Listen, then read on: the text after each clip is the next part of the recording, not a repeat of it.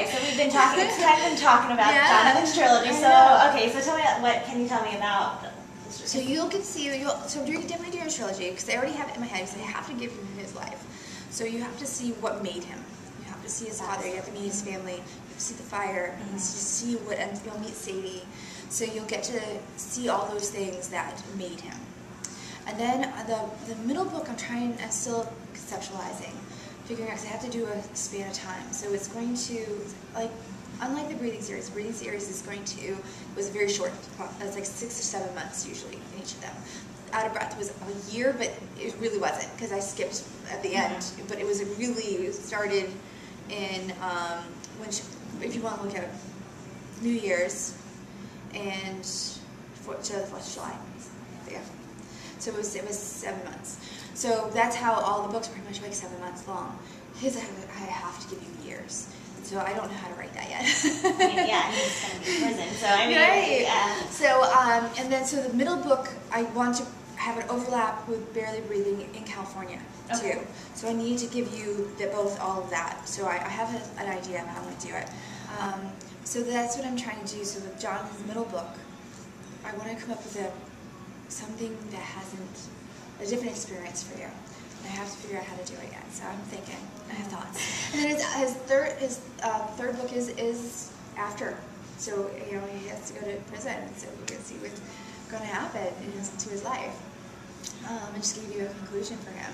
And when I say conclusion, again, it's going to be my putting him in a place at the end of that where you know he's in this direction. He's taking this path.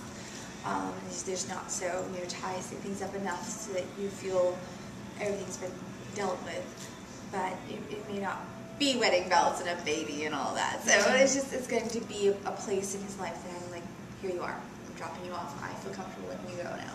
And that's how it was with Evan and Emma. I feel comfortable letting you go. I raised you up to here, and now you can go off on your own. So that's just how my family will be with that. I'm going to be honest about him. Like, I'm not going to write him so you like him. I'm not going to, sometimes when we read another character's point of view, we're given so much inside of them that everything's over-explained in a way. So then you guess, oh, okay, I understand. You're more sympathetic. You're like, oh, I understand what he did. I'm going to be honest about this is him. You can decide. You don't have to like him. So, but you will see them again in Jonathan's series. So, and I have to, when I conclude him, I mean, they're going to be part of his life in some way when he gets out of prison.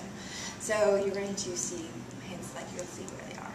Okay. Yeah, see where, because there's no way of avoiding it. They have to be in his third book, and his third book is him getting himself back. So just you have to give a conclusion for him, whether whichever way I decide to make his life. I'm not sure yet.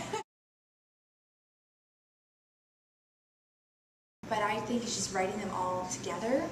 Again, it gives me a cohesive story. Now I have the time, because I am a full-time author now, to invest. So I would plan on, with Jonathan's, I'd probably take a full year to write it all. I need that time to write each book before I would go with here. So you don't see that until 2015. But I would still have a gap of time of releasing it. I think you need that anticipation. I think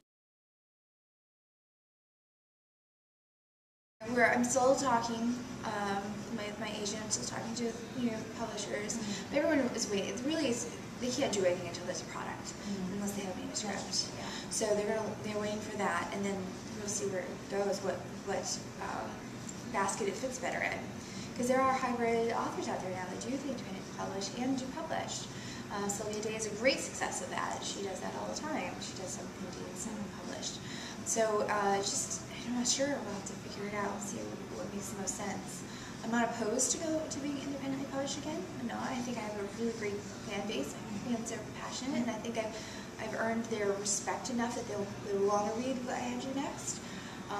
But I like being able to have that broader spectrum of being able to reach a bigger audience that a publisher can do that I can't. So it's definitely a balancing act to try to figure out what fits and what works. Because, well, yes, I like to sell numbers, this is also my livelihood now, so I have to take everything into consideration. So, but it's just always the end. It's art to me. Like writing like a certain age group, like the college age versus high school, or like older? High school is just because it was the story that came to me, and I just remember it was kind of like I got to relive my high school life a little bit. Now I'm in college, I kind of want to stay in college a little bit. College is definitely a life experience. So high school, you're growing up, you're maturing, things, you're getting your firsts, you're figuring things out, figuring out who you are, but you really discover who you are really in college, I think. High school just preps you for that moment.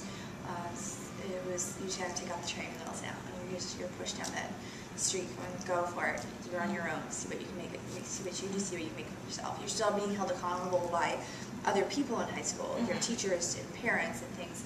But when you go to college, they are there, but you're left to your own, to make your own mistakes and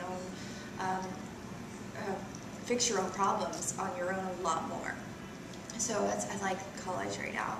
It gives me a lot to work with conflict and making things angsty and relationships.